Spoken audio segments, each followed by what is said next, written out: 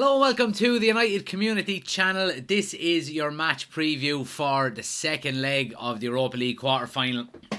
United are in Seville to face Sevilla, and a huge game coming up. Obviously, United are going into an important week, you would have to say. Obviously, we have Sevilla tomorrow night in the Europa League. We have Brighton in the semi-final of the FA Cup on the weekend. And of course, the race for top four continues to pick up steam. So, really looking forward to the upcoming days, I have to say. And it's going to be a really interesting game or an interesting couple of games over the next few days. But obviously we're going to focus on the Sevilla game on the back of a disappointing 2-2 draw in the first leg, you would have to say. United really throwing it away. We'll be looking to maybe make amends for that. Good result on the weekend, it has to be said. But looking to kick on and looking to hopefully get into the semi-final of the Europa League by tomorrow evening. Chris is in. Good to see you, pal. Now you're wearing Brighton blue. I've got blue. I don't care. Who gives a shit? As long as they're not wearing it on match day, we're alright. But yeah, really looking forward to getting into it, guys. Look, plenty of things to talk about. That is the wrong screen. But let me just get this up here, and then we go there, and then we go. Great. Now,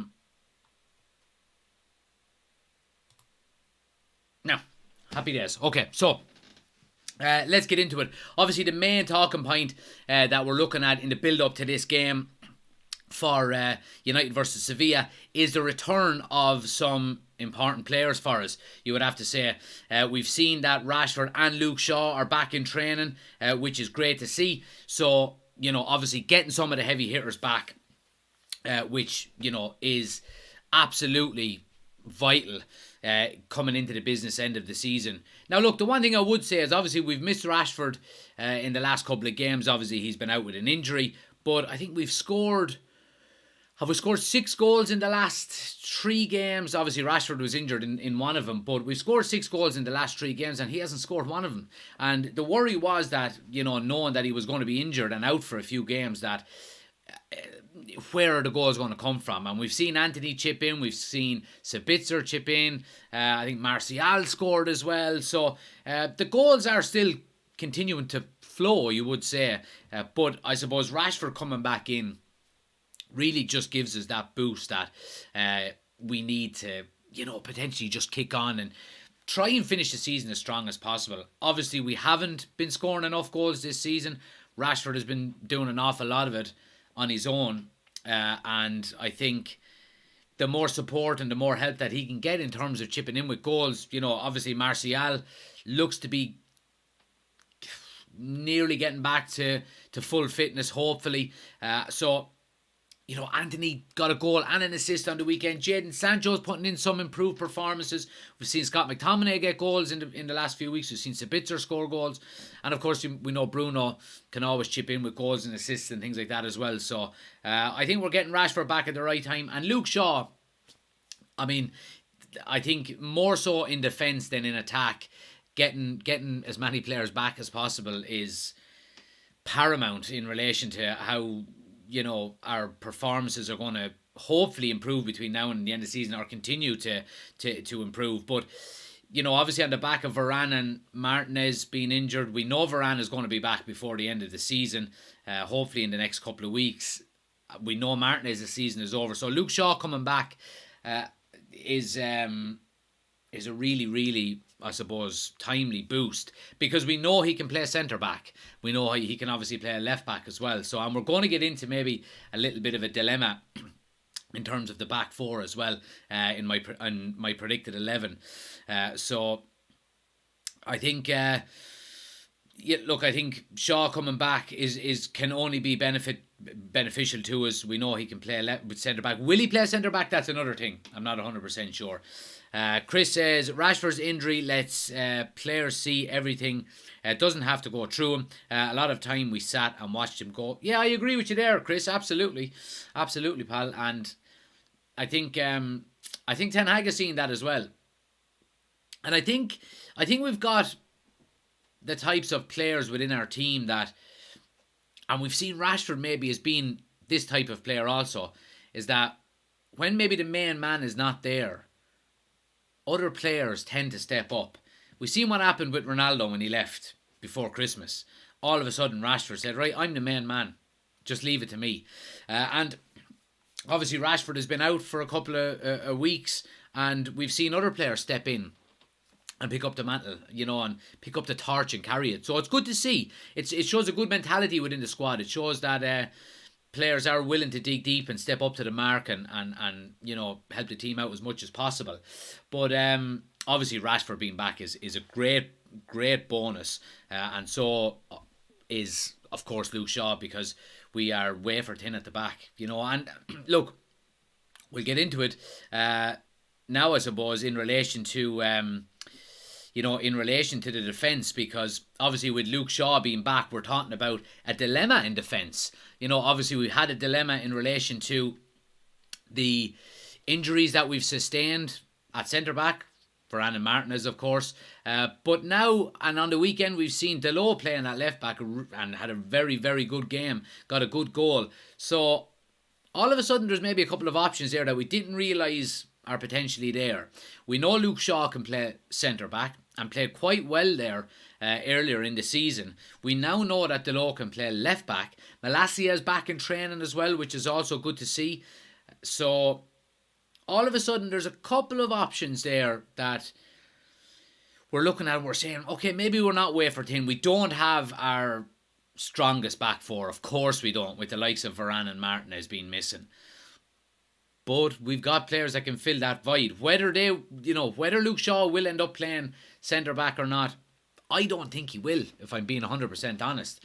I don't think he's going to play tomorrow at all, but I'll get into my predicted 11 in a moment. But we all of a sudden have options. Chris says, I think left-back Dalot, left centre-back Shaw, right centre-back Lindelof, and right-back Aaron Wan-Bissaka. I think that's probably our strongest back four. Will Ten Hag go for that? I'm not 100% sure. I'm not 100% sure. We'll get into it in my predicted 11. But all of a sudden, we are now seeing options, in relation to being able to play different players in different positions in the back line. We have to maybe touch on Maguire a little bit, albeit he did have a very poor first half on the weekend. I don't think his second half was overly bad. I really don't, against Nottingham Forest. Look, we've seen reports today as well now suggesting that Ten Hag is planning for a future without him after the summer. I think it's time for him to go. I don't think he's good enough for Manchester United. But he's got a pretty decent contract. He's, playing for a team that you would hope is going to be challenging for trophies over the next couple of years. He could easily just sit in and say, right, I'm happy just to pick up a paycheck here, get a few games a season. Whether he'll do that or not, I don't know. But he is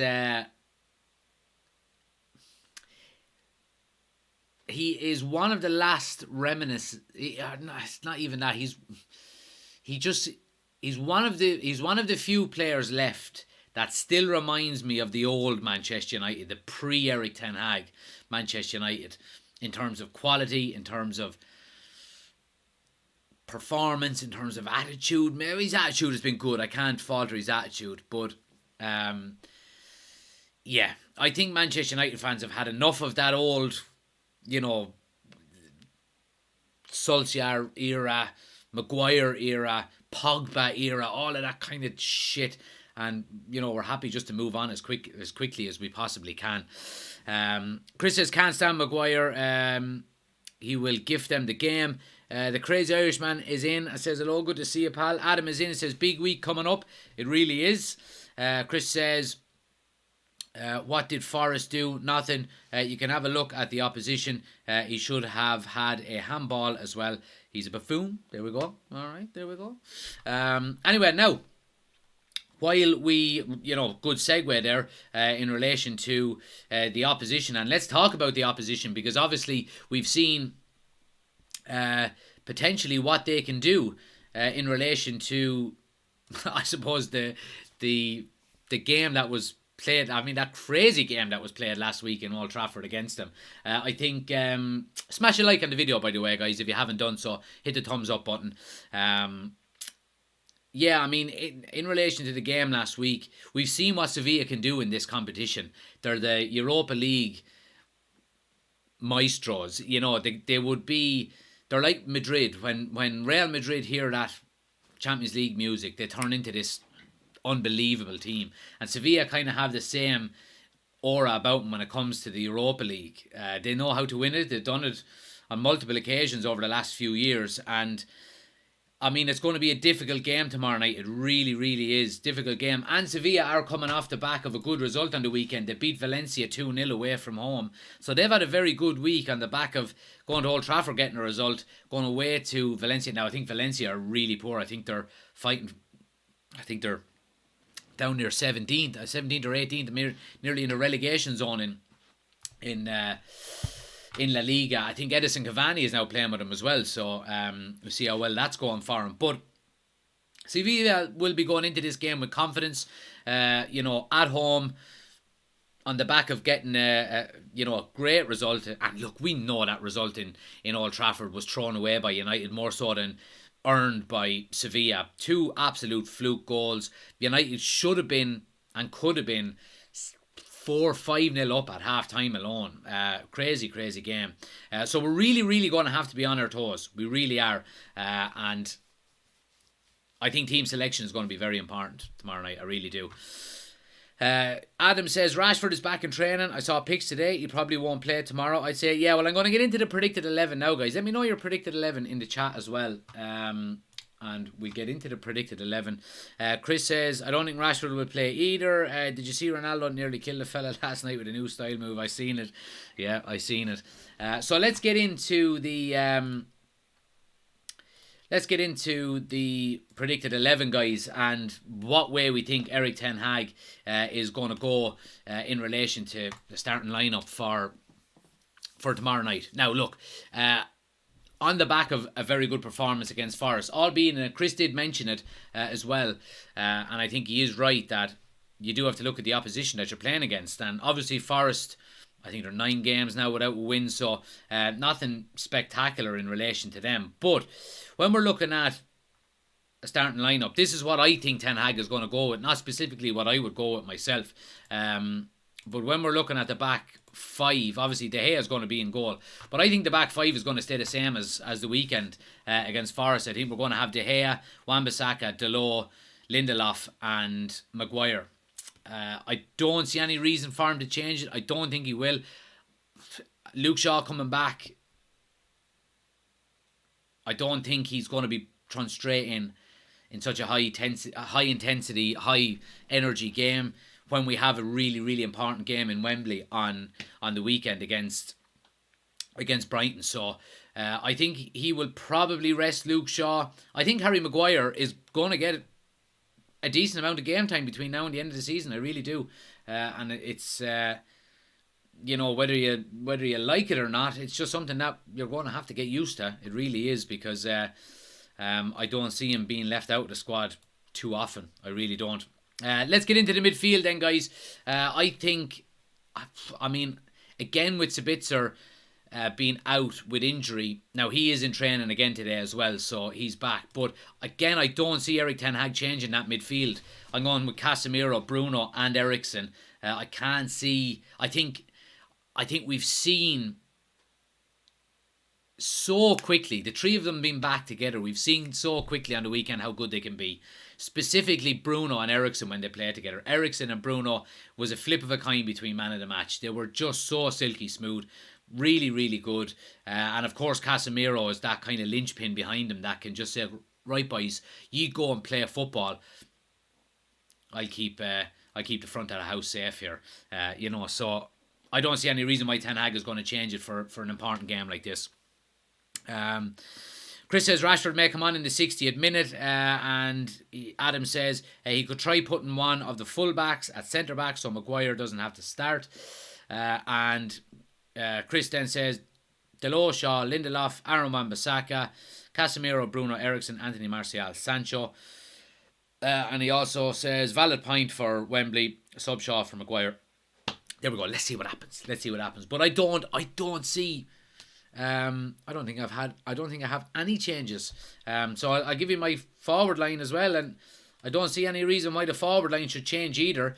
I've gone with Anthony, Sancho, and Martial as the 3 players up front. So I think Ten Hag tends to reward good performances. If you play well, you stay in the team. And the majority of our players on the weekend performed well. Now, whether he maybe gives Eriksen a rest, brings in Sabitzer for... I don't think he has to give Eriksen a rest because he's only back. But I'm talking in relation to maybe the important game on the weekend. If he maybe brings in No, he's not going to bring in Weghorst for Martial because we need to score goals. I don't see huge changes. I really, really don't. And I mean, look, I think this team is more than capable of getting a result on Thursday night, tomorrow night. So I think it's probably our strongest team at the moment, and hopefully he will go ahead and put out this team. But if he makes some subtle changes, like if Luke Shaw comes in there, I wouldn't be too disappointed. If Sabitzer came into midfield, I wouldn't be disappointed. The only real disappointment I would have is if for some reason he puts Weghorst up front and drops one of the front 3. That's the only real surprise that I would see there. Look, I think this is more than good enough to get a result tomorrow. Now, when we're talking about a result and we're talking about a score prediction, obviously, I think it's going to be a tight game. I really do. I think it's going to be a super, super tight game. Away from home, historically, United haven't had a great history in Spain, and I think this is our 6th time playing Sevilla, and we've never beaten them. Never. So, not saying it doesn't bode well. I would still be confident going into the game that we can get a result. I just don't think it's going to be a runaway performance by either side. I really don't.